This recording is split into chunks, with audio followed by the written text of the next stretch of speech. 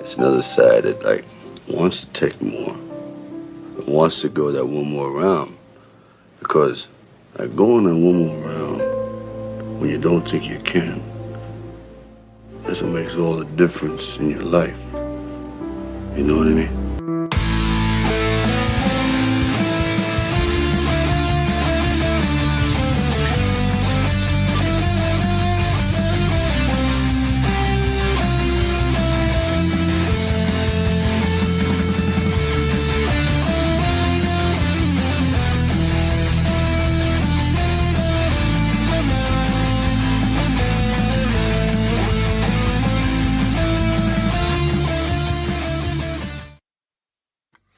Hello and welcome to another episode of One More Round, the Rocky Series podcast. I'm your host, Ryan, and with me today we have returning Kyle. Kyle is back. We're very happy to see him. We missed him. And before we get to Kyle and the events of last episode, we have a special guest co-host today, filling in for the lovely Katie. Almost as lovely, we have Adrian. How you doing? Thank you very much. Yeah, not quite as... Yeah, she's very... lovely looking lady. I'm a bit grizzly right now. Yeah, he has a little bit more facial hair than Katie. You took the joke from me. I was just going to say. Yeah. I was just going to say he only has a little bit more facial hair than Katie. Slightly more. Yeah. Yeah, she's out. Oh, man, where is she? We'll let her talk about her vacation. Hopefully no one's giving her a suitcase and saying, hey, could you bring this back for me? I'll give you $10,000. Just don't look inside, though. Yeah, be very careful of local law enforcement. Yeah, we miss her very much, and we look forward to having her return, of course, in the next episode. The last episode, Kyle wasn't there because of some timing mix-ups, and we want to thank Andy from the Van Damme podcast for filling in. And Adrian, thank you so much for coming in short notice. You have your own podcast, and you've been on this show before, but why don't you plug your podcast first? What you and the boys do? Yeah, thank you, Ryan. Yeah, so me and my three other co-hosts, we do a retro gaming podcast called Arcade Attack, and we do it fortnightly now. So I think that's the same as you, Ryan. We used to do weekly episodes. It got a bit too much, and now we just churn out episodes. We record in batches, and we just release loads of weird things, topics, games, top 10s, whatnot. You guys do a great job, and you have a great following. I see your reviews and your rankings, and you have a good core group of guys, and that's part of the fun of the podcast. And I know when I do it with my other hosts and of course with Katie and Kyle for the Rocky podcast, you form a friendship, and that's almost part of what it is. It's a nice little hangout, and it's basically like going to the pub or the bar without actually spending money at the pub or the bar, and just having to talk and other people get to join the conversations. I appreciate you being a fan of the show, but more importantly, you've also been on the show a few times. You were saying before we started, the last episode you guest host was the street argument or whatever that was between Adrian and Rocky when Rocky throws his jacket on the street. When I talked about that scene that was an awkward acting scene, did you know the part I was going to... Yeah, I did. I could picture it. I don't think we mentioned it when we did Go in the Distance. We were talking about other things during that period. But when you said it, I was like, okay, I know what you're talking about. Okay. I'm really excited for today's video portion of the movie. There's some scenes that, put it this way, I've seen the rest of the work print. I kept watching it as I was doing the editing to put the work print with the original together. I watched it right to the end, and which we won't be doing today. We'll be doing it with Katie. Don't worry, Katie will be handling the fight. But for the street fight, I recommend we just watch the workers' print version because it is done so differently and so interestingly. I don't want to spoil anything that it would be hard for me to, because I like intersperse the original with the work print where applicable, but there's so much different the way it's hard to explain. It's a wholly different scene using the same footage. We all know the street fight so well that I don't think there's any reason to rehash it. If the tone's very different, if you keep stopping and starting and interchanging, I think it's better just to watch it in one big chunk and let it flow properly. That's what I would probably prefer to listen to. Everyone knows the Rocky 5 fight. That's just it. And I found that the workers' print was, I don't want to spoil it. It's going to be so much fun to talk about. So we'll get to that when we get to, have you seen the workers' print of the final fight? I can't remember, Kyle. No, I only see the workers' print when I'm on the show. As the kids would say, I raw dog this podcast. I don't prepare or do anything for it. Oh, stop it. You bring your knowledge. We miss your knowledge. Okay, so let's get to some YouTube comments here, and I think some stuff here will be fun to go over. We got from Andy Grew, of course, Andy, who guested on the last episode. He said the final run up the steps with Junior at the end of Rocky 5 should have been the entire run. Then he ended with Rocky and Junior hands raised by the statue. We've missed that really great joke about the earring, though. That's the only thing. Yeah, I think you could edit out the earring joke. Yeah. Not only did it not age well today, it wasn't even that funny back then. Then we have from Pil Sung Korean Kickboxing Group or YouTube channel. He said that there's a new movie on Netflix apparently called Nonas, Nonnas. Oh, yeah. My wife showed that to me, like the preview for it. Oh. I think I'm going to watch it this week. I'm off this next week, so I have some time to watch the movies, and that's one of them. It has Vince Vaughn in it, who I love. He's a great actor. And apparently Talia Shire's in it. Oh, it's funny. My wife didn't say that. Her selling point to me was Lorraine Bracco's in it. For listeners, if you don't know, she was Henry Hill's love interest in Goodfellas. And she was in And it's The Sopranos. That's funny. Even though I love New York or New Jersey mob shit, I never got into Sopranos. Like, I just couldn't. Interesting. And not everyone watches everything. There's people that don't like the Rocky films, but they're just wrong. They're objectively wrong. People would say that about your Sopranos. Yeah, true enough. I don't jump on bandwagons or just say things just because. But it really is just a very well done show. It's a very good show. I don't know if people are trolling me at this point now, but the over the top discussion is not ending, and the comments keep coming in. Pil Sung says, going back to over the top. Do you think Hugh Jackman's Real Steel was inspired by Over the Top and to an extent the Rocky films with the robot boxing? Have you guys seen those movies, Real Steel with Hugh Jackman? No. Oh, it's funny. I haven't either. It's funny because I'm a huge Hugh. I like Hugh Jackman. I think he's a great actor, and I've seen a lot of his films. Like, it's that one for some reason just, I guess it was a combination, didn't really interest me as much as it just passed me by. I heard it's pretty good, though. I've heard it's a decent movie. Robots are boxing, and I know he has some sort of relationship storyline with his son. Real Steel. Okay, so you both haven't seen it. He goes on to say that Rocky and his family should have been at the Tommy Union fight instead of watching it at home. Okay, so he agrees with Andy that the family should have been at the arena, not at home, watching the fight, that the betrayal should have taken inside the arena, if that's fair. Yeah, to me, it's like an ultimate cue, though, that Rocky was not given tickets to that or anything. Like, the fact that he wasn't invited to Tommy's fight kind of says it all, though. Yeah, that is a good point, though, Kyle. I guess he could have bought a ticket. Okay, imagine if the ticket he could afford is like way back there, though. That's almost worse, even. You think the venue or the management or somebody could have comped him something? I think if you're a Rocky Balboa, you could just show up to something like that and they'd make a seat for you. I think so. Yeah. But that's not Rocky style. He just wouldn't do that, of course. Yeah, of course. Yeah. He goes on to say a couple of days later, they could have had the confrontation leading to the street fight, or better yet, Rocky comes out of retirement. We get a training montage and there's a proper showdown in the ring. Definitely a missed opportunity. Still, some things could be fixed with a bit of editing. After the Russia scenes, skip the airport, press conference, and Junior. Yeah, we talked about this. Yeah, just do a 5 years later caption. And at that point, Rocky is already retired and he's lost his fortune for whatever reasons.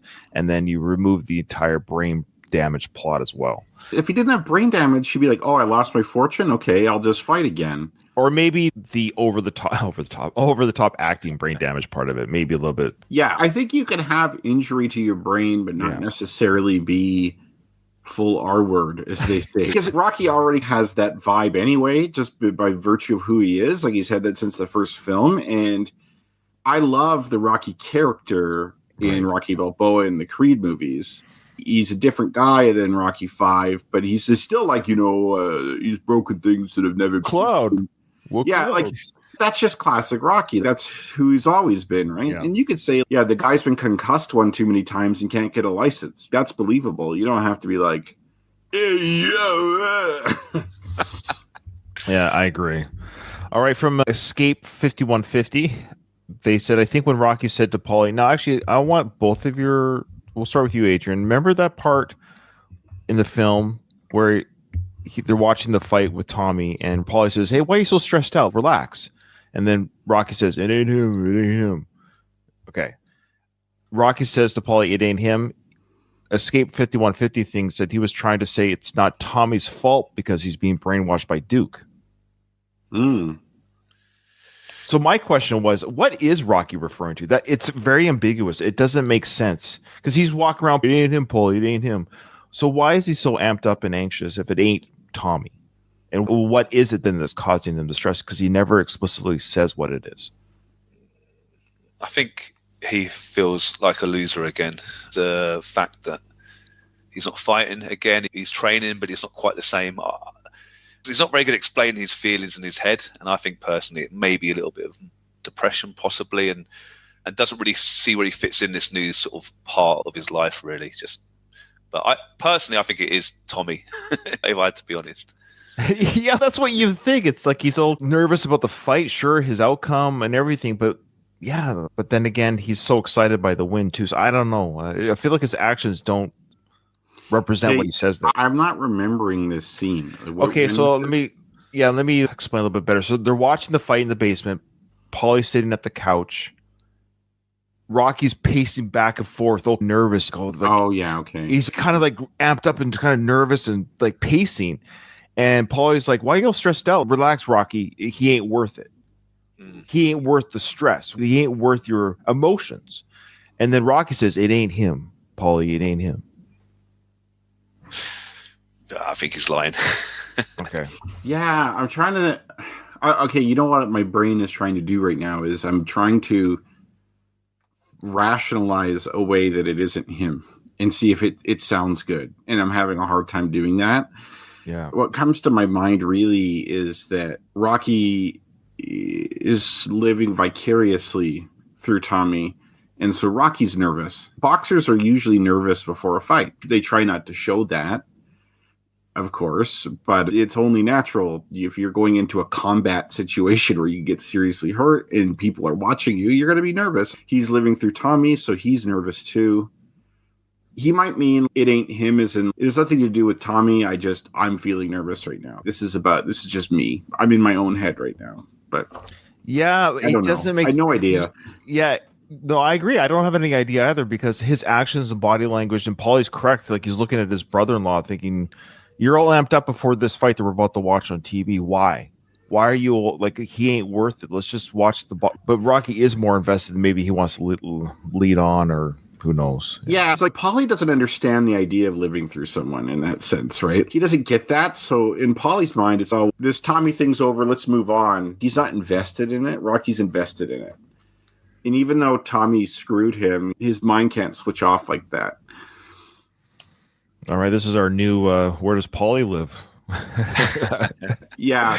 I think the evidence for Paulie living there is better than the evidence for this, right? Like this is totally ambiguous. It's really ambiguous, and he says it twice, and I believe he says it again in the bar at the end. I think I heard it. We'll see if we catch it. And Rocky, the more I think of it too, he is really in denial about Tommy. He thinks Tommy's going to thank him.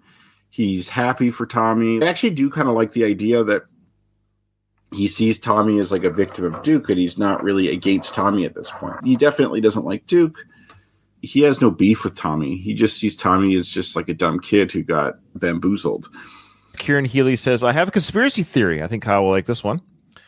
That the robot from Rocky 4 was the accountant, and that it decided it had enough of Paulie and it took action. Yeah.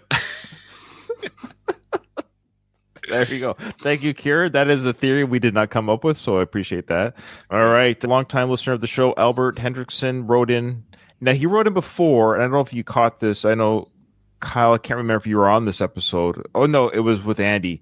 He wrote, and I read the email on that episode where he feels, Kyle, that there is proof in the film that does indicate it's longer than 1 year of time. Oh.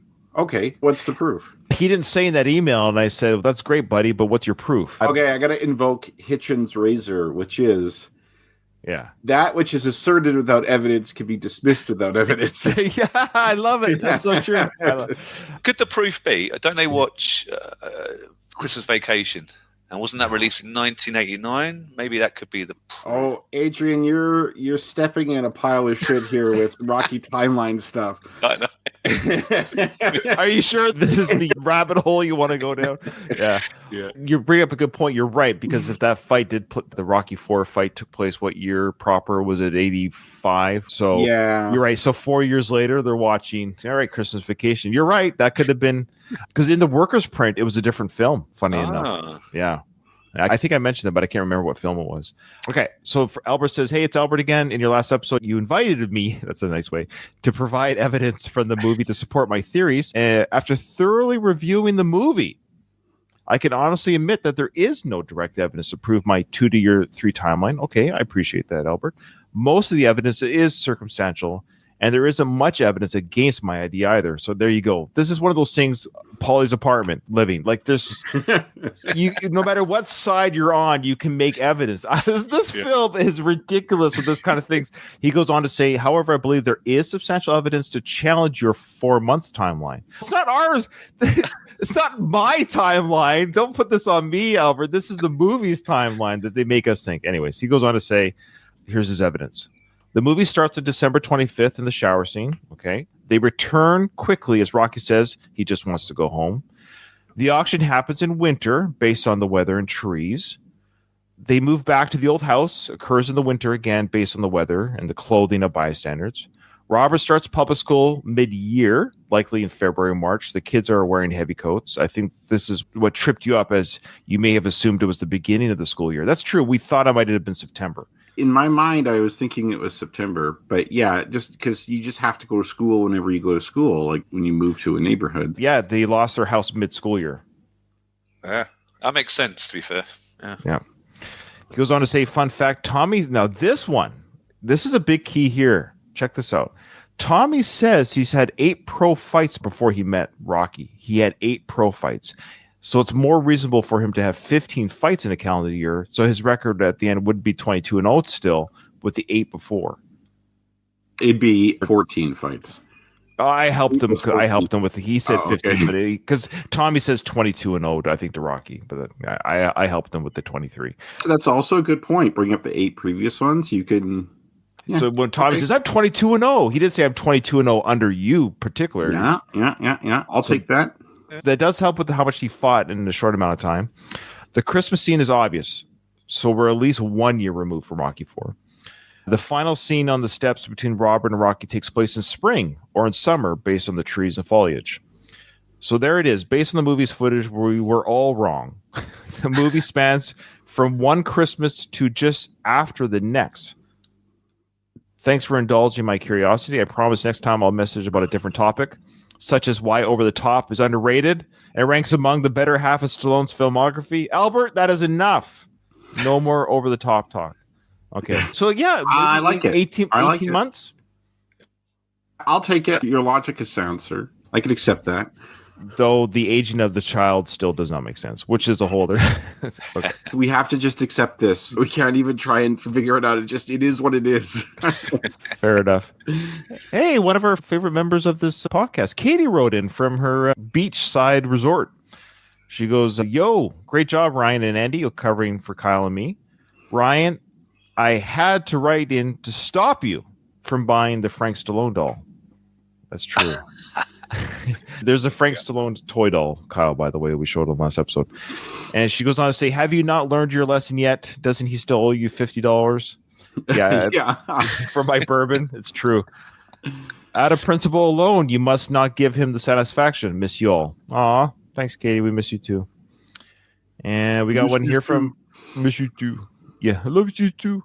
This is from Michael, the Screen Nerds podcast dude. He goes, hi, one more round crew. I was listening to the discussion with Ryan and guest host Andy in episode 18. Andy's question about whether Rocky needed to lose the money to make the film work. I agree that he doesn't. Prompted me to share my thoughts on what I would have changed to make a better film without completely overhauling it.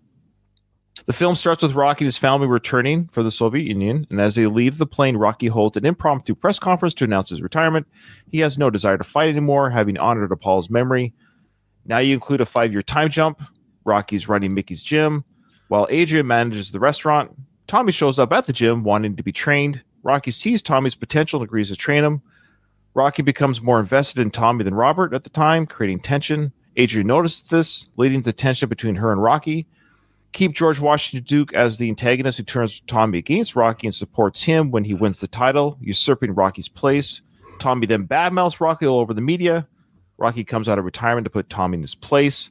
The final battle takes place in the ring, perhaps Las Vegas, in the same ring where Apollo died, as Duke's way of playing mind games with Rocky. The ending could go either way. Rocky wins, but is heartbroken over the fallout with Tommy, or it's a split decision. Tommy wins, and Tommy realizes he was wrong and makes amends with Rocky. It doesn't perfectly fix everything, but I think it would have made the film much more enjoyable for me. Keep up the great work.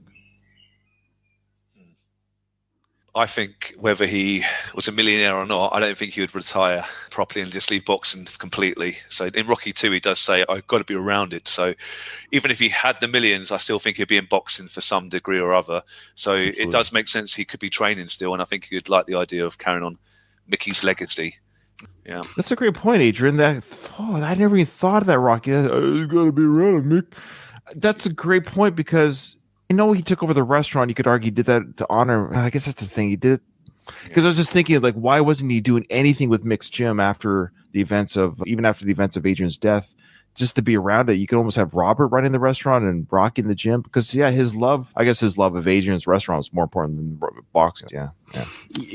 Because my issue with this is that Rocky did not give a shit about that gym for a long time. No, like he let that gym become abandoned and be in disrepair, and only started it again as a means to have a livelihood, and I guess to have some sense of purpose too. That is cynical for me to say that just the livelihood, but that was, I think, the primary reason. The idea that he has his millions and then retires, maybe he has like kind of thing. It's I have to be in boxing somehow. Hey, look, I have this gym that's in disrepair. I'll make up for this thing I've done in the past of leaving it languish. But I personally like Rocky being poor. I don't like the idea of Rocky in a mansion. It just doesn't fit well with me. I like him in the old neighborhood. I think that neighborhood in Philly is part of the series. It's a character in the show to me. Him in this palatial thing is just wrong, in my opinion. So I like that he lost his money. He's pro Paulie. Given that was Paulie's innocent. I will argue anyone, anytime, any place. My place is outside, Kyle. You're right about the aesthetics. I get it. It's tough because we love to see Rocky succeed. We love to see that he won the championship. But with that championship does come sponsors and money. And I hate Rocky 3 and 4. This yuppie guy with a turtleneck. I love Rocky in 1 and 2, and then the other ones. That's fair. Now, Adrian, you said you're a fan of Rocky 5. I just defend it a lot. My friends, they can't stand it.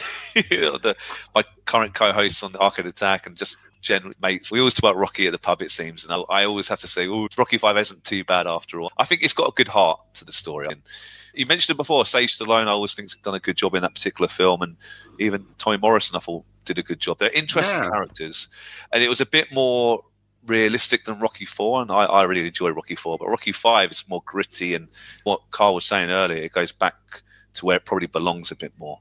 So there's a really good family drama there. I really like when you talked in the past about the changes you'd make, and I agree with most of the things you suggested. It missed the beat a few times, and the acting was hit and miss, wasn't it? But there's a good story there, and it's about being a dad as well, isn't it? And looking after your kid and making the right or wrong decisions. And whereas Rocky 4 is a bit, I don't know, it's over the top, bombastic, and it had to be walked down a few notches back to the realism, or it would have been ridiculous than Rocky 5, in my opinion. Oh yeah, he's fighting in space, or he's fighting an actual like robot or something. It would have been too much. I agree. The series had to be grounded or stopped. Either you stop it at 4 and just let it be, or you ground the series. And it was, a lot of people feel it was done even better in part 6, which we'll get to. Put this way, I have more issues with the 6th film than I do with the 5th film. This is where Ryan and I, we're going to fight next. Yeah. Next one. We're going to be butting heads 24/7 on this. Nothing major, but just, I think, we'll get to that, of course. Okay, last email, and we'll get into the footage. This is from Gino, our favorite Italian Australian. He goes on to say, I watched episode 18 of Rocky 5 and heard the discussion about Rocky 5's flaws and how it could be improved. I disagree with your co-host, Andy. Rocky needs to lose his money. So he's with you guys there. Otherwise, the story doesn't work.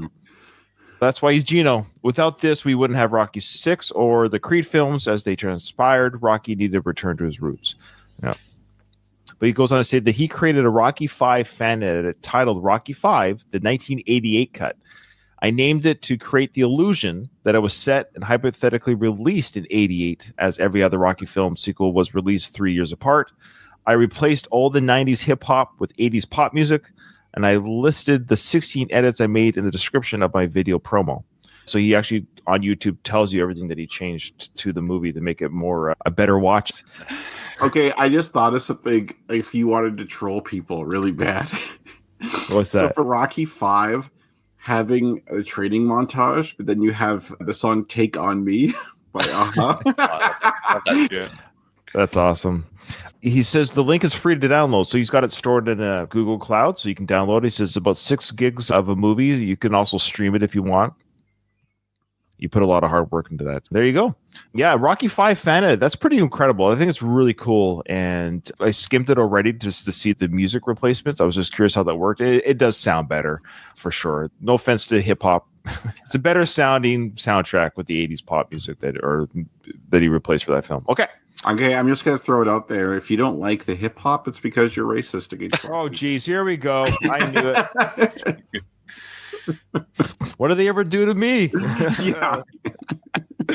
Okay, now Baz, welcome to the show, Baz. He agrees too that with me that 5 is much better than Rocky Balboa Part 6. Wow, much better, he says. Okay, so I think there's going to be some divisive opinions for good and bad for the 6th film. Again, I like all the Rocky films, but I like them for different reasons, and I don't like certain parts for different reasons. I think the only film that doesn't really garner any kind of criticism is the first film. I think it's just there's just nothing I can really objectively. I'd have to think real hard what I would take out or replace, but that's a near perfect film. Yeah, and I think 2 people generally like 2 as well. I think 2 is the same. I think 2. Yeah, it's hard to pick anything that I would really. Wait a minute, where were those 2 set again? Or is that the old name?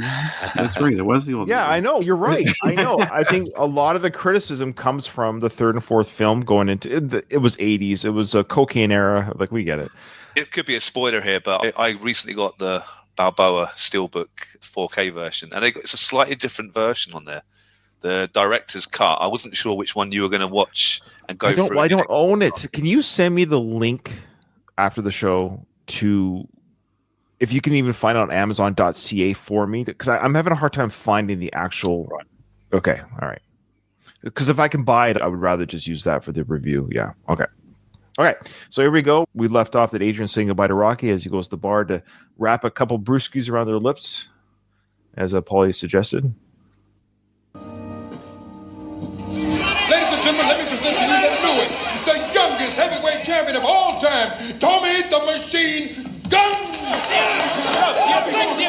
So I love in this moment right now, poor Tommy. He truly believes that everyone's here to wish me congratulations. And yeah, I'm the champion. I'm the youngest champion ever. He lifts up his belt, and then right away the questions come. The rest of Rocky V, we've said this before, are over the top. It's not like it starts out nice and then progressively gets more aggressive after some things get said. It's out of the gate. It's almost like being on like the Jerry Springer show or something like that. It is insane. I also want to point out my theory of Tommy Gunn is modeled after Mike Tyson. Mike Tyson, when he won the championship in 1986, became the youngest ever heavyweight champion. Yeah, that's definitely what Sly must be drawing by making Tommy the youngest to showcase his power, his strength, his raw aggressiveness in the ring, and maybe being a little bit blinded by those who are flashy. I think it's very clear that Sly is drawing from the Tyson storyline. The press right away, hey, congratulations, Tommy, on your win. However, there's no however. It's just, you're a piece of shit. You know that, Tommy? I feel so bad for Tommy in this situation. Yes. It's not his fault that Rocky retired. Like, you could shit on him for ditching Rocky. If there's a question like, hey, why wasn't Rocky there in your corner?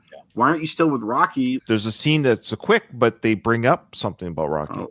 So here's the first question from this guy. Do you think the fight was too easy? Which in of itself isn't necessarily the winner's fault. Like, if the winner's just that much better, then they're just that much. I know what I'd say if I was Tommy. I'd be like, hey, when you're as good as me, it looks easy, but it's not. Yeah, exactly.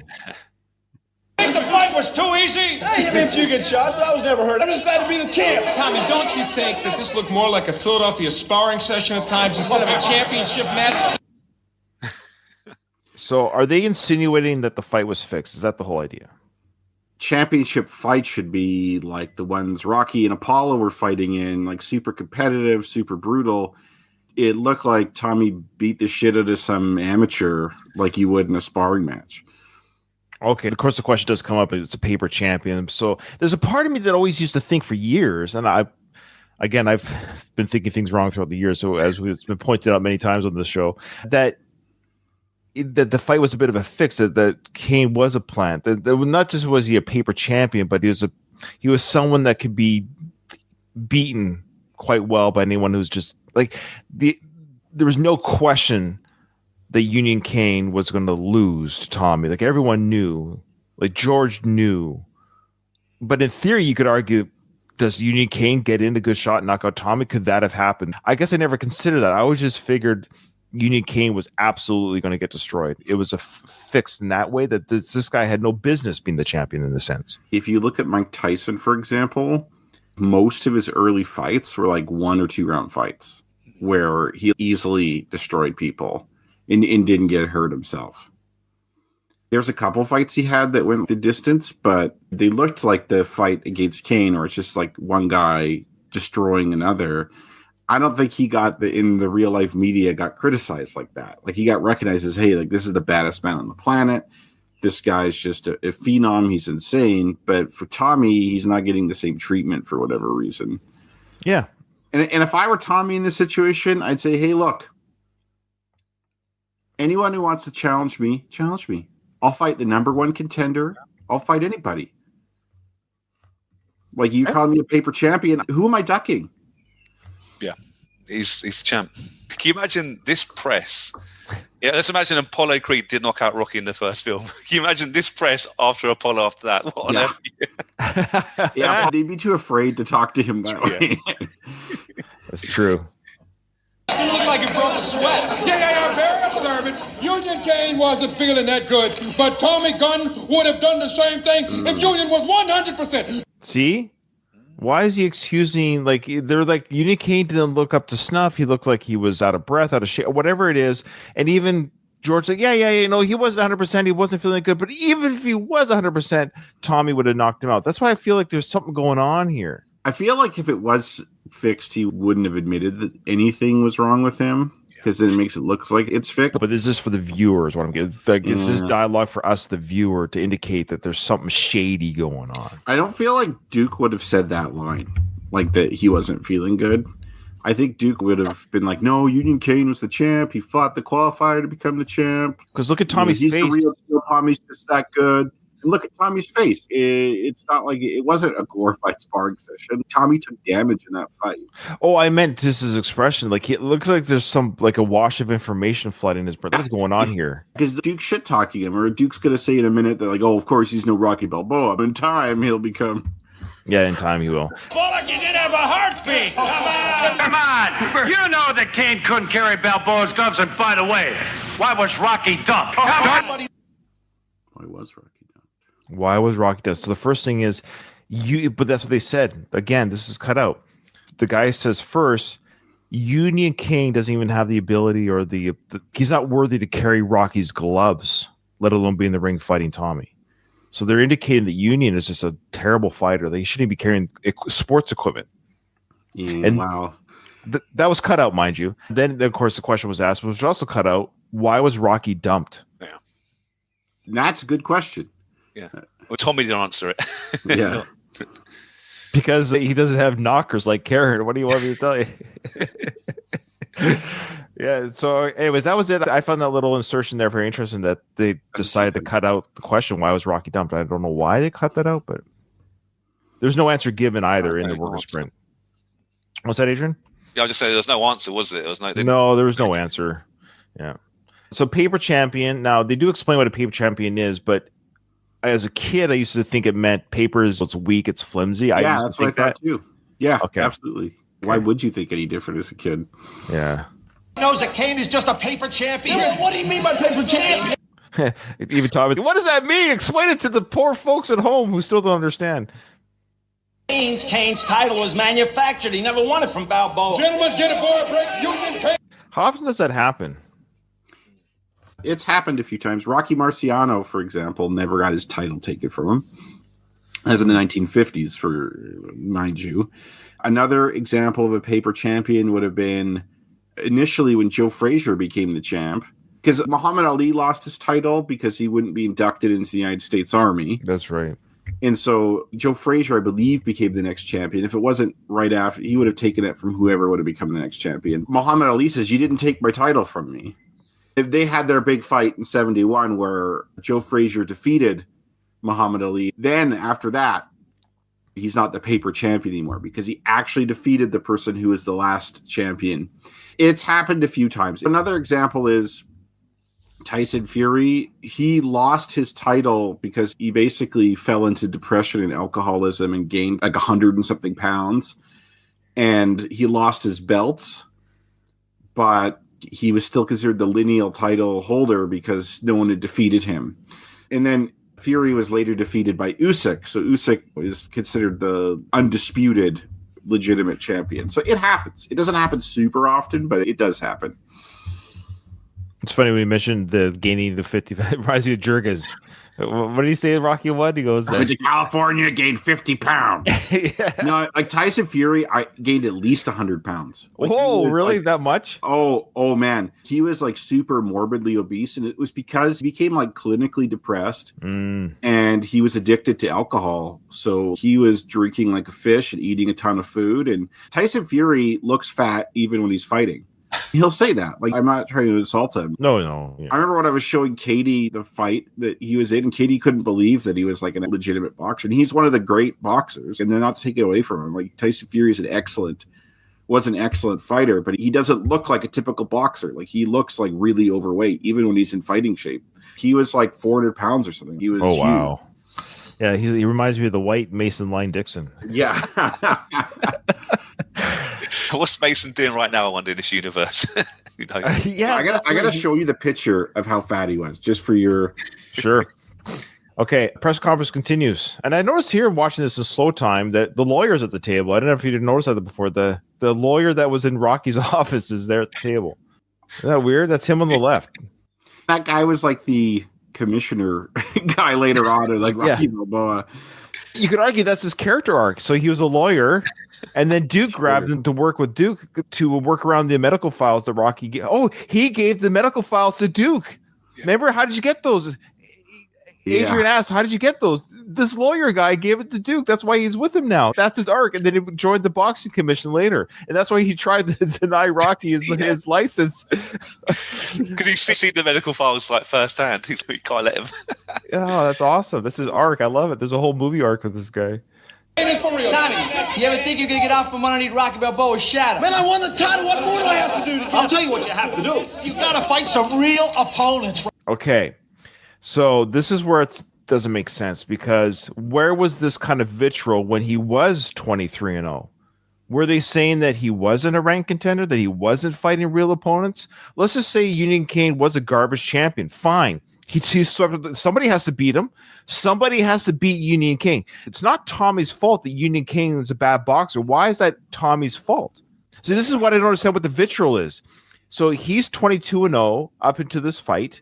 He's knocked out all these people that are in the way for him to become ranked. Is that how ranking works? Am I dumb here? Like, you have to beat people that are ahead of you? He does that. Now he's ranked. He beats the champion, and he's right to be mad, because what else do I have to do? I am now the champion. Who else do I have to beat to prove that I'm the champion? I think if it was a 15-round fight between Tommy and Mason, Union, I should say. If it was a 15-round fight battle, and it was knockout in the last round, maybe that's a bit different. Maybe it was just a bit too easy for Tommy. But I don't know why they're so mad that he beat because he says what you have to do is fight real opponents. That's what that guy said. You have to. That's what I'm getting at. So everyone that Tommy has fought have been handpicked. Yeah, I know, it's bullshit. Like, you could say that it reminds me of Rocky Balboa in the sense that, like, Mason Dixon kept knocking people out. And like the guy said, Mason Dixon is being not blamed for not just the decline of the heavyweight division, but the entire sport. So like people could be upset that like the era in boxing is like you have a bunch of bad quality fighters. That's one criticism of Mike Tyson is that he wasn't fighting like the Muhammad Ali's and the George Foremans and the Joe Frazier's. Like the 70s was an amazing era in boxing where you had like a ton of like generational talents that you didn't necessarily have in the 80s or 90s, although there are some excellent fighters from those eras. But people generally criticize Tyson saying that, okay, you got all these knockouts, but who are you knocking out really? And maybe they're saying that of Tommy. It's okay, yeah, you did fight your way to the top, but it's like all these fighters suck compared to what we're used to seeing. We're used to seeing Apollo Creeds. We're used to seeing Clubber Langs. We're used to seeing Rocky Balboas, and you're not fighting any of those guys. Okay, so my question: I know it's the trope of the film. I know it's a Rocky film, but these reporters don't know they're in a Rocky film. If these NPCs shouldn't act like they're in a Rocky film, they should be acting like reporters. So what I mean by this is, had it been, I know, Buddy Miles who won this championship, is Buddy getting the same treatment the press? So is the press angry that Union Kane sucks, or are they angry that Tommy won, or is it just because it is Tommy dumped Rocky that they hate Tommy? They're totally unprofessional here. Yes, that's what I mean. They're so mad that their favorite boxer got dumped by this guy that they're just attacking Tommy. What really sticks in my craw from this scene, which we'll see, I always mix them up who they are, Stu Nahan or Bill Ball. Yes, and one of those two makes that comment about the redhead. I'm like, I love those guys. Like, why would they be like this? One of these guys is the ones that got offended from the Italian comment, right? Now he's, hey, get that redhead with the big tits over here. Come on. I think it is that guy. Which one is the older guy with the gray hair and glasses? That's now, right. That same guy is, get the redhead to fight. I heard she comes cheap. I'm like, what? Right? And I beat the best tonight. And I beat the best? The best? This guy's a bum. He doesn't even deserve a shot at the title. So again, they're still crapping on Kane. They just do not think Kane should have ever been champion, and thus Tommy beating him is Tommy's fault. Even if it's true that Union Kane is a plant, it's a script, why is that Tommy's fault? It's not Tommy's fault. Like, they're being unreasonable. I've got a little theory. Sure. Maybe the press maybe know that there's something dodgy going on with Union Kane and Duke and Tommy. It's all been a slightly fixed situation. Sure. They're not allowed to bring it up. For example, Manchester City, they've got 115 charges against them, a football team. It's still in court. It's been in court for almost 2 years now. If they're found guilty, they're going to be relegated probably to 3 divisions maybe, and all their titles could be taken off them.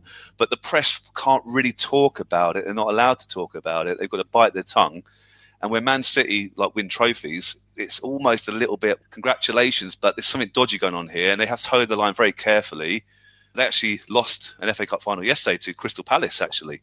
So my local Croydon team, I don't support them, but fair play to Palace. They beat Manchester City, and you could just tell how much it meant to a much smaller team. But I just think maybe the press can't legally go directly at him saying you're fixing all this up, and they're just trying to find different angles to shoot Tommy and especially Duke down a bit here, possibly. In the United States, they take their First Amendment very seriously. I think they feel like they can say whatever they want. Although you don't want to say something that's like libelous necessarily. Now, Union Kane was the recognized champ. Next question. We know the rating system can be manipulated. The bottom line is Tommy Gunn beat a second-rate fighter with so much glass in his jaw he ought to be a chandelier. So there is the accusation that I don't know, it's fixed. You know what's interesting? I wonder if Rocky Balboa got this kind of treatment when he was fighting all these handpicked fighters before Clubber Lang. That's what I mean. This is exactly what was happening with Rocky, but everyone's, you're the man, Rocky. Don't worry about it. We love you, buddy. He's the people's champ. Yeah. I think the real issue is they don't like Tommy on a personal level. And people are butthurt that Rocky's disappeared. People loved Rocky so much that, like, you cannot fill his shadow. If you break up with a girl, she's going to hate whoever you're with next. Yes, of course. And all her friends are going to hate whoever you're with next. It's just, that's how it goes. Yeah. Hey, what you want? But this man will prove to be a great champion. He might win a few fights, but a Rocky Balboa he'll never be. No. So there you go. It's all come out now. Now it's all come out. Yeah. And he's not wrong. And to be honest, if you're Tommy Morrison in this case, say in this situation, let's say in some alternate universe, Tommy Gunn independently worked his way up to fight Rocky Balboa in the ring. They didn't know each other. And Tommy Gunn defeated an older Rocky Balboa. You can't claim that just because you defeated Rocky Balboa that you're a better fighter than he ever was. Trevor Berbick defeated Muhammad Ali. No one's saying Trevor Berbick's better than Muhammad Ali. Like, you fought a way past his prime version, right? As a young champion, you cannot claim that you're this kind of legacy fighter just because you beat a legacy fighter. But it's still hard to hear. And as the press, you should be like saying that after someone just became a champion. Unless Tommy claimed it. Unless Tommy's saying, hey, I'm the best there ever was. Then you say a Rocky Balboa you'll never be. But, like, why bring it up? He's no Rocky Balboa, let's face it, there's only one Balboa. Now, Balboa was a true people's champion, but in time, Tommy Gunn may be able to fill his shoes. Next one. By fighting stiffs like Kane, he won't. I'll fight anybody, anywhere. So not fighting stiffs like this poor Union Kane. I would love to see his reaction to this whole press conference. The poor guy's got an ice pack over his eye in the dressing room. They are just dragging me through the mud. This was a part of the deal, George Washington Duke. Like, he is just getting raked over the coals. We never see his reaction. These are like mean tweets times 1,000. Yeah, this is like the YouTube comments became a press corps, and now it's talking to Gunn. Look at this guy's face here. Look at this. Who? When are they going to fight? They're so animated. They just want to see Tommy beat the shite out of somebody really powerful. They're saying everything but Rocky's name. Yeah, I tell this guy, I'm like, it's going to be you next if you don't calm down, buddy. When are you going to find a real fight? Gentlemen, come on. Well, thank you for coming tonight, and we'll look forward to seeing you. Tommy, I got something for you. For your next fight, why don't you fight the redhead in the front row? I hear she comes real cheap. What about you? We look forward to seeing you at Tommy. Stu. Was that Stu that did that? Was that Stu? Stu Nahan, I'm quite sure. Why would they do that to you, buddy? Like, rest in peace. His last line, it's funny, his legacy, his last line in a Rocky franchise is that he's shaming Karen. Maybe this is ignorance on my part, but since when are commentators also in the crowd doing questions like that? I feel like this is beneath him. Why did you do this to him? You had so many other aggressive reporters. I do love that he's at the press conference. I got that cheap shot. And you like that guy? He's all high-fiving the reporters afterwards. Luckily, Bill Baldwin wasn't brought into this. He might talk shit about Italians, but at least he knows better than to do something like this. Oh man.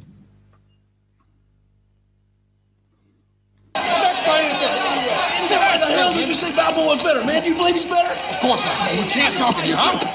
Oh, hold on.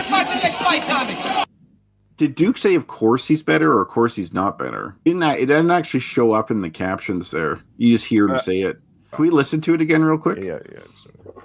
Man, do you believe he's better? Of course not. We can't talk to you, huh? Of course he's not. That's what he said. Oh, okay. He doesn't mean it, does he? No. Yeah, no. It's kind of like Rocky Balboa, or it's imagine if Dixon fought this guy in his prime. Kill him. When are you going to fight the next fight, Tommy? I always love that the door getting blocked on Karen so she can't come down with them. Karen has served her usefulness now. Duke has the contract signed, and so Karen is going to be suddenly less interested in him now.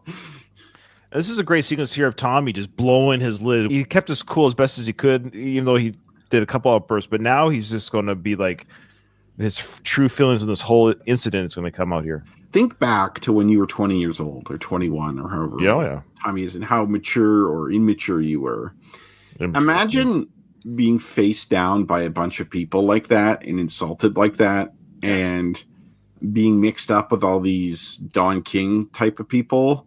That is way too much for a young person like that. Like, your brain isn't fully developed till you're 25, and even then, it's come on.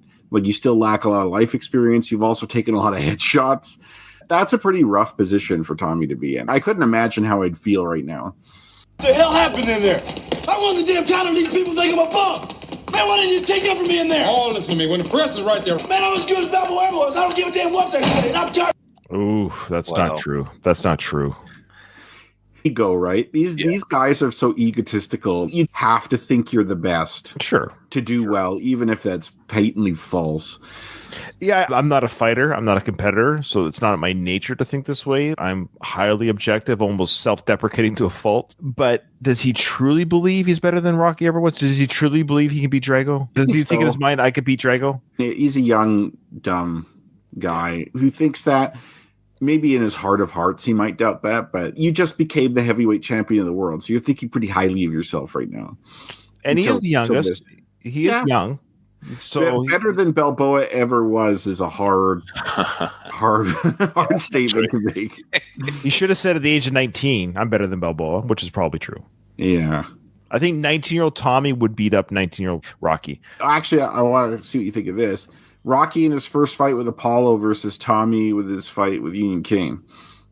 Ooh. That's a good fight. That's an interesting scenario. Because I think we all agree that the Rocky 4, Rocky 3 Rocky would kill Tommy Gunn.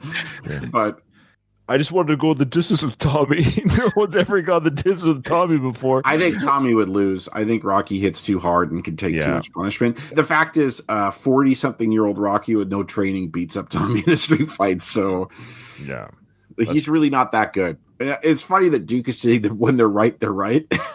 But I guess this is also his ploy to get him to fight Rocky. And yeah, now he's tired of being called the damn robot too. That's true. There's only one robot in the Rocky franchise, and that's Seiko.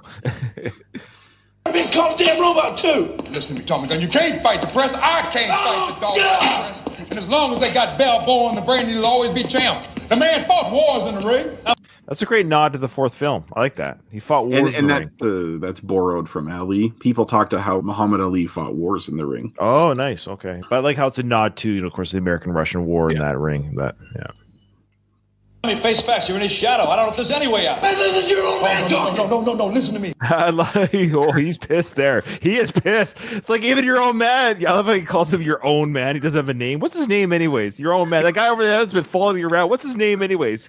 Scientifically speaking, when you're angry like this, your IQ is lower. You cannot really think straight when you're this pissed off. He's very vulnerable to manipulation right now. Yeah. Adrian, how low is your IQ? Or would you? If I was in Tommy's shoes, it'd be a lot lower. But he needs to just go home and chill out, and then have a meeting the next day. Say, it's not been a good. You've won the championship. Congratulations. Let's take a couple of days breather. Then we'll think of our next move. I think he should go to Andy's bar and get a drink. I think he needs to relax and celebrate.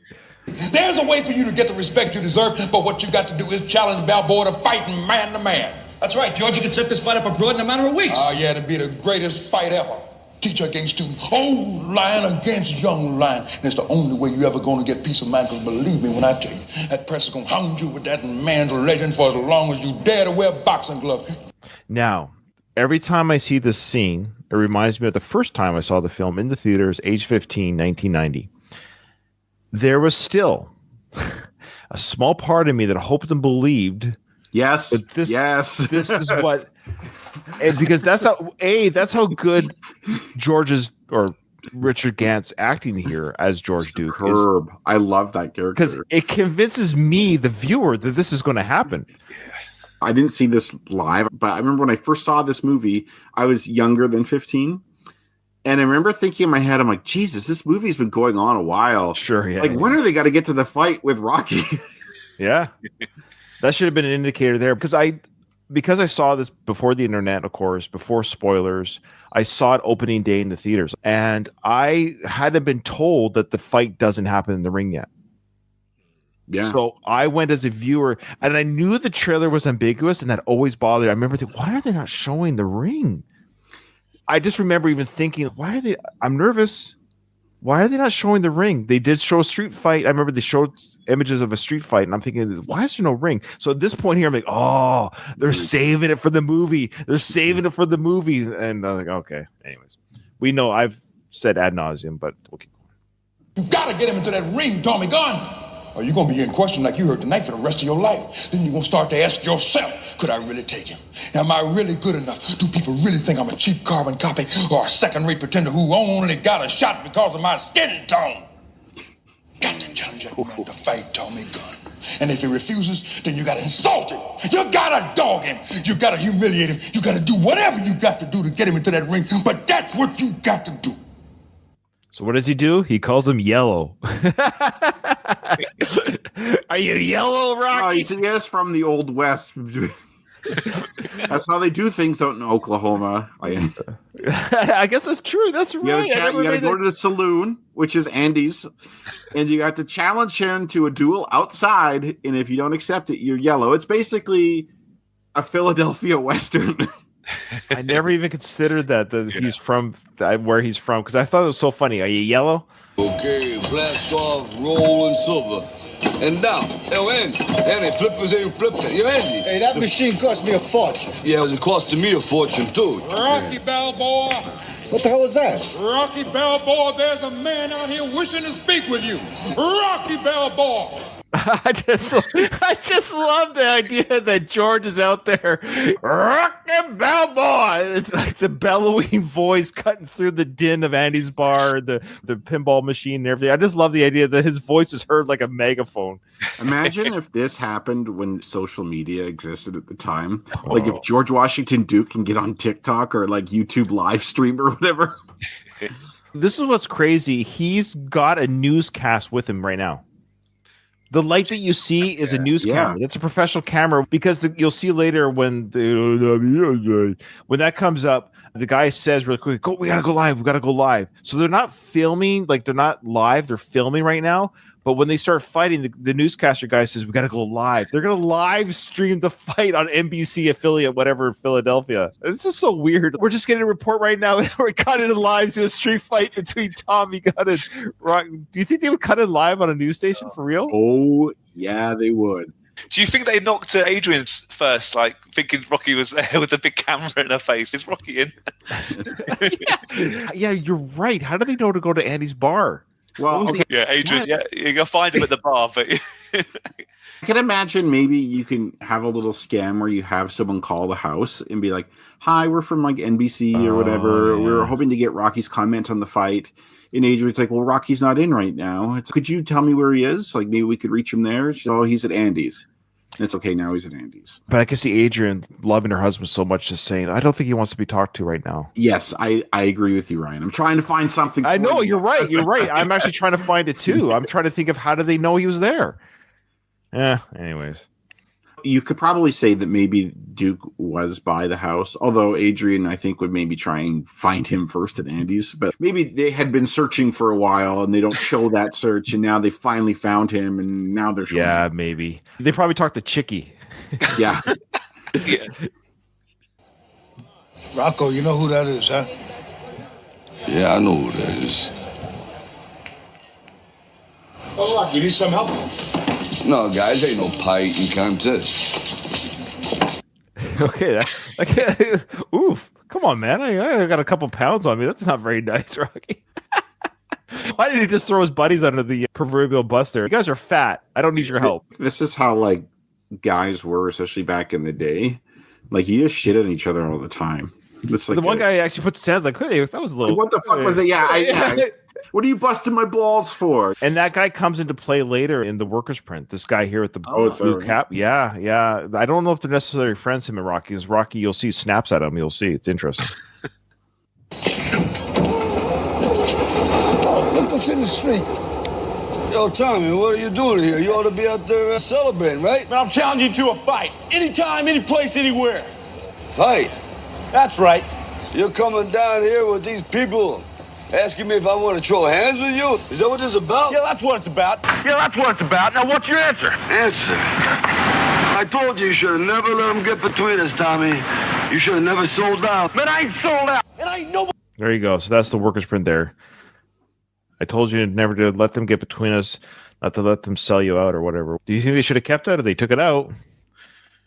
I think you should have kept it, but I don't think it's material. Yeah. Okay, fair enough. And then it cuts right back to him. So look, the news cameras, it's already filming. It's filming the challenge. I think that's the idea is they're filming the challenge, make that part of the pay-per-view event maybe. They're documenting the challenge, which is not a bad idea. That's good for the money because you're showcasing the challenge that Tommy offers Rocky, and to prove to the world that Rocky either turns it down or not. This reminds me of like reality TV now, even though this existed way before reality TV. I do love the fur coats. I know this is Katie's favorite wardrobe here. Look at the fur coats of both George and Karen are wearing. Just full on, just. Oh, I actually think nowadays, and not just because of the animal thing, but just the aesthetics of a fur coat is bizarre. It does look weird. It does look weird. Nobody's robot. Nobody's boy. Now you accepting the challenge or you yellow? He has no class. Come on, bro. Hey, there's no class. Come on. If Paulie says that, you got no class. Yeah. Exactly. Hey,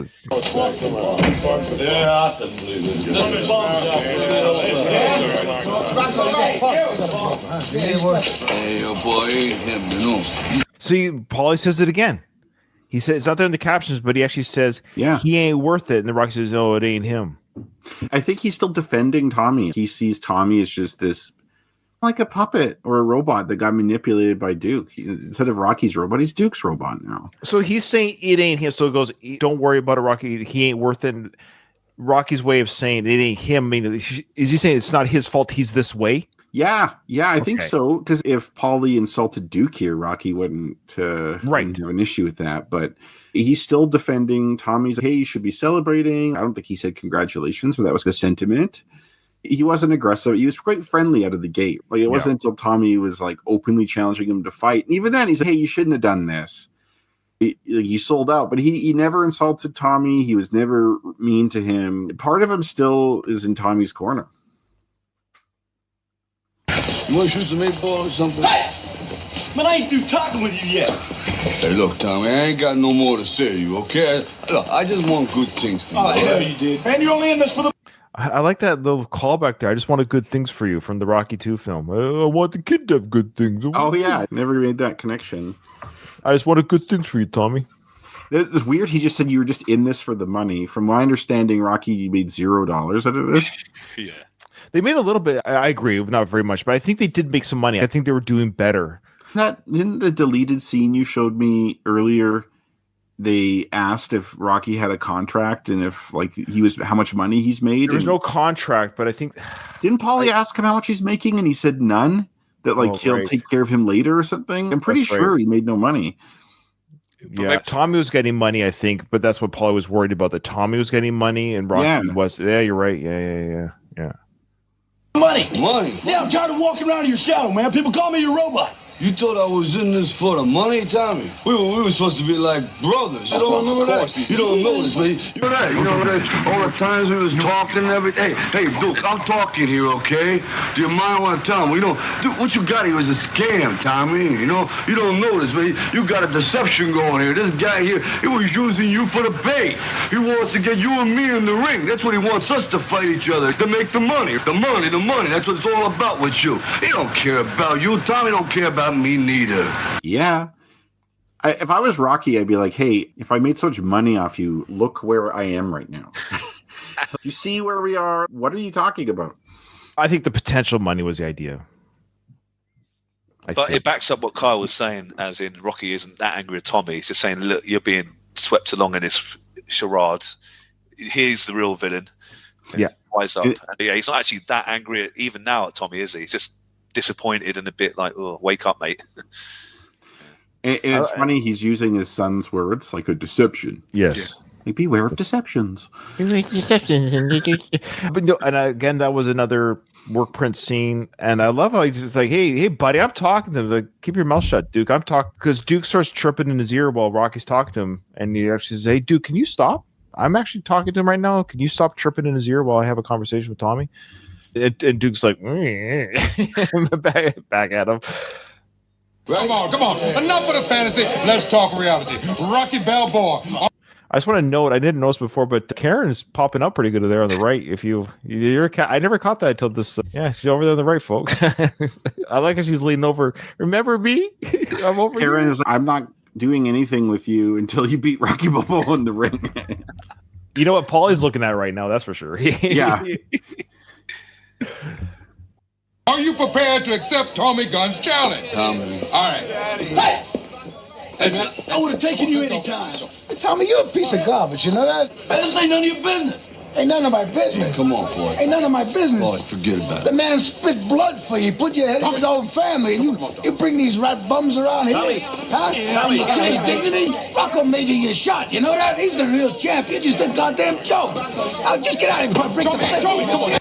Now, before the punch comes, now, I'm not saying Tommy should have punched Paulie. I'm not saying that is an allowable behavior. You should have pushed him. But calling a ramped up 19-year-old kid who's very amped up a GD joke. And then shoving him. Yes. Yeah. So I'm just saying it's you just shoved a very amped up, angry 19-year-old boxer. And that's when he knew he fucked up. That's where you put that in. That's hilarious. That's awesome. Yeah. Okay. And here we go. Kaboom.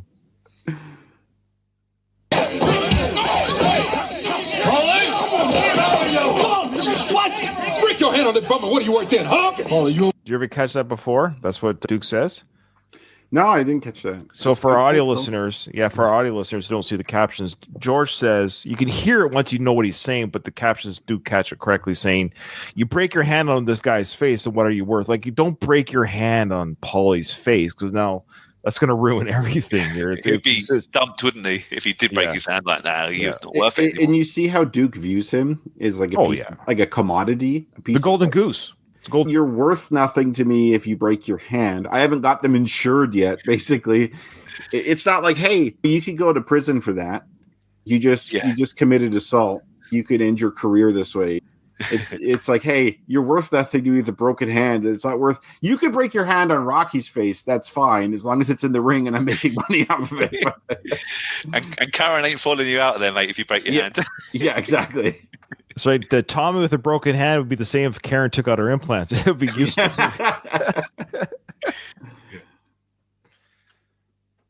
Okay? You should have left them on the street where you found them. Get off me, man! Right on it. Huh? Merlin. Go ahead, get him out of here. Get him out of here. Move out. Get him out of here.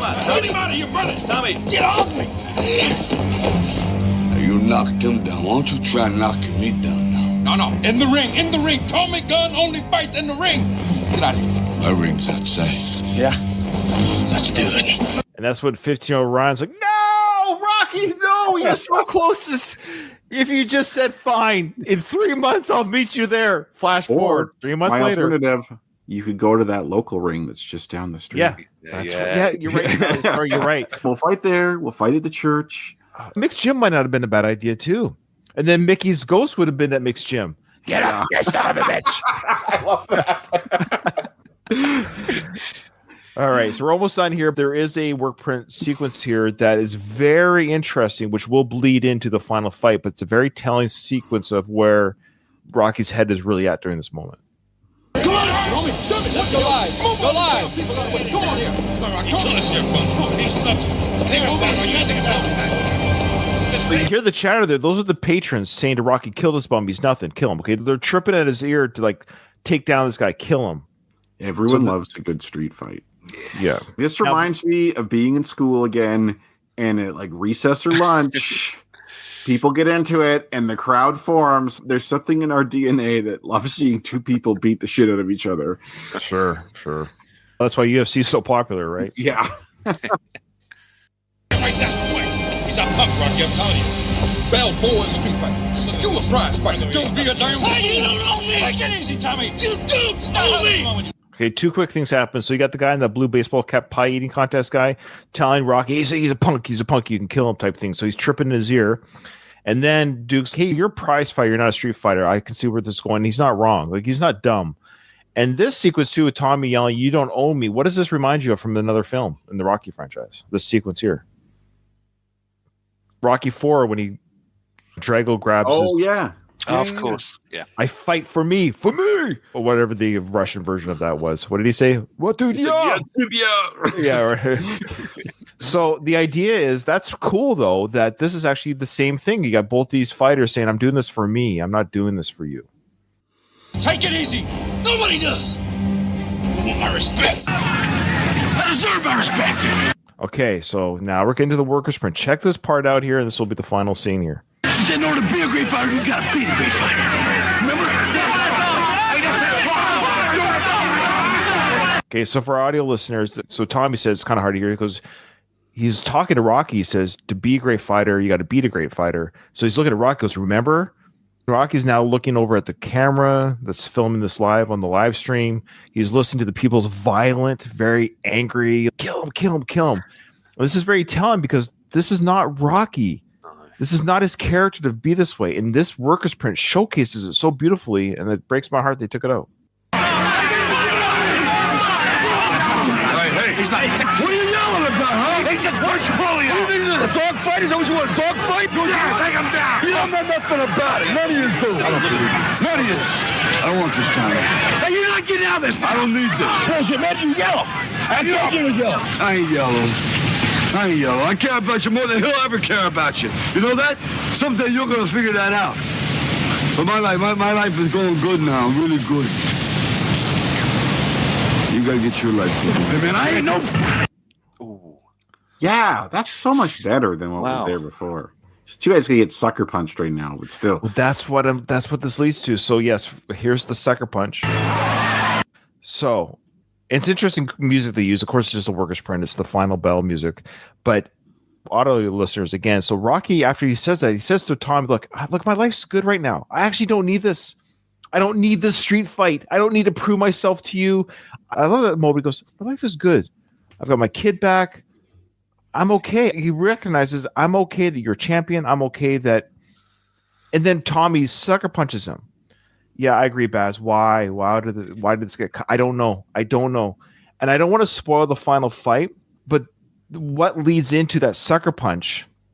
Well, I'll give a quick tease. So that sucker punch leads into Tommy just kicking the shit out of Rocky for the next 30 seconds. That's all it is. It's really heartbreaking. And it totally changes the whole final fight sequence. Now, they will take that fighting of Tommy beating up Rocky and they edit it differently into the more of a back and forth into what we see in the theatrical cut. But how the final fight takes place, what really happens, is so much better than the theatrical cut. From that moment on, when Rocky says, my life is good, I'm in a good place, onward, and the workers' print should have been the final cut, period. It would have redeemed the street fight a little bit more. Yeah, it shows Rocky's growth as a person and his character. And also that Rocky is actually, despite his profession, a very non-violent, non-confrontational person. Fighting is his job, but it's not who he is. Like, violence is a means to something, but it's even real boxers, like, some of them actually do hate each other, but a lot of the times, like, guys can be punching each other out, but then it's like they understand that it's a sport, and then it's not like there isn't bad intentions behind those punches. They could say good fight at the end. It's not the same thing as a street fight where you're punching someone with bad intentions and you're really trying to hurt somebody. So what do you think, Adrian? Should they have kept that little part in or what? Yeah, I think so, because it did. Carl's spot on. It did show how Rocky. That's who he is. He's a nice person. He's got a great heart, and he took a little bit of time to calm himself down. And he saw everyone around him baiting for like a bloodbath or like a Colosseum, like gladiator fight. And that's not him. He's like, whoa, this is not what I want. Actually, it's live on TV. It's embarrassing for my family. I'm better than this. I'm supposed to be a role model to my son. That clicked, didn't it? The previous few scenes. So you're right. I think that was really good. They should have kept it 100%. The reason why they didn't is because they changed the fight. Does that make sense? After that moment with Rocky having that realization, like, I don't need this. I'm actually in a good place. I don't need to be the champion. I don't need to be the people's champ. I have my family. Remember this movie should have been the fight for my family, or the greatest fight of his life is for his family. And now he's won it at the end of this movie. He's won it. And the showcase more in the workers' print that he won his family back. Can you imagine if they said, Tommy's like, yep, actually you're right, let's not fight, and that's the end of the movie. They'd be like, what? They're like, they hug it out at the end. The final episode will be episode 20, Rocky 5 will be the final episode of this season where we do the workers print fight. If you don't like that we did that, just go back and listen to Going the Distance, the original run, where we talk about the theatrical version of this movie. There's not much more to add. It's just a street fight, I think. But I think the workers print will be worth dissecting. And I look forward to doing that with Katie and Kyle on the next episode. But before we leave, Adrian, thanks for coming on and becoming a third chair on this discussion. We appreciate your insights and your support of the show. We do appreciate it. And again, tell people where they can find you. Appreciate it.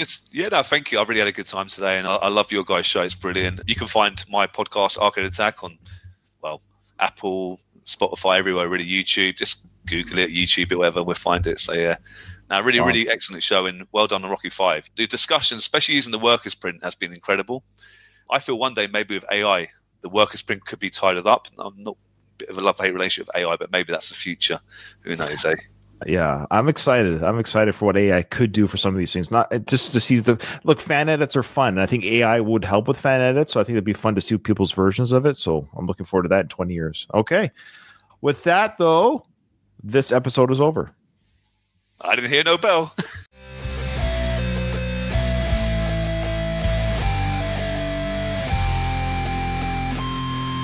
just want to say